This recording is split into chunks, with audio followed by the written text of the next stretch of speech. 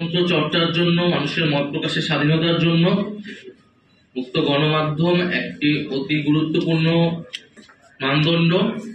ফলে আমাদের এই আন্দোলনেও কিন্তু মত প্রকাশের যে অধিকার, সেই অধিকার হরণ থেকেই এই আন্দোলনের যাত্রা শুরু। ফলে জুলাই গণ অভ্যুত্থানের সেই আকাঙ্ক্ষাকে ধরে আমরা বলতে চাই যে ভবিষ্যৎ বাংলাদেশে আমরা গণমাধ্যমে যে ধরনের দলীয়করণ দেখি, গণমাধ্যমের উপরে সরকারি হস্তক্ষেপ দেখি, গণমাধ্যমের উপর নানা ধরনের সামাজিক চাপ দেখি, সেগুলো থেকে বের হয়ে সত্যিকার অর্থে গণমাধ্যম কাজ করতে পারবে এবং সাংবাদিকরা তাদের নিরাপত্তা এবং পেশাদারিত্ব বজায় রেখে মানুষের পক্ষে সেই কাজগুলো করতে পারবে।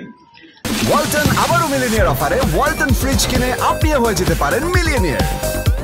মিলিনিয়ার ছড়াছড়ি দেশ জুড়ে, এটা শুধু ওয়ালটনই পারে। এই বিগত এই অন্তর্বর্তী সরকারের সময়ে গণমাধ্যম যে কিছু নানামুখী চাপের মধ্যে বিভিন্ন সময় পড়েছে। একটা হচ্ছে সরকারি হস্তক্ষেপের জায়গা গণমাধ্যমের উপর অনেক কমেছে বলে আমি মনে করি। অন্তত আমার সময়ে গণমাধ্যমের উপর সরকারি যে হস্তক্ষেপের জায়গা সেটি একেবারেই কম ছিল, কিন্তু সামাজিক নানা ধরনের চাপ তৈরি হয়েছিল গণমাধ্যমের উপরে, এবং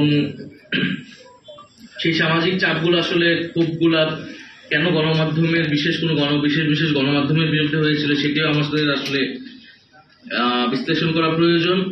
আমাদের অবশ্যই গণমাধ্যমের পক্ষে দাঁড়াতে হবে। কোনো গণমাধ্যম বন্ধ করার পক্ষে আমরা কখনোই বলি নাই, বরং বিভিন্ন সময় যখন এই আলোচনাগুলো এসেছে আমরা গণমাধ্যমের পক্ষে থেকেছি।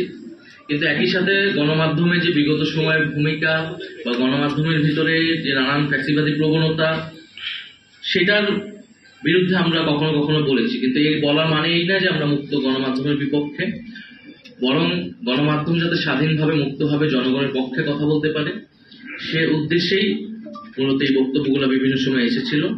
তো আজকের আলোচনায় সম্পাদক পরিষদকে আন্তরিকভাবে ধন্যবাদ এবং কৃতজ্ঞতা জানাচ্ছি, এবং আমরা সে আকাঙ্ক্ষা করি, সেই প্রতিশ্রুতি রাখি যে বাংলাদেশে একটি মুক্ত গণমাধ্যম এবং সত্যিকার অর্থে একটি গণতান্ত্রিক ব্যবস্থা গড়ে উঠবে।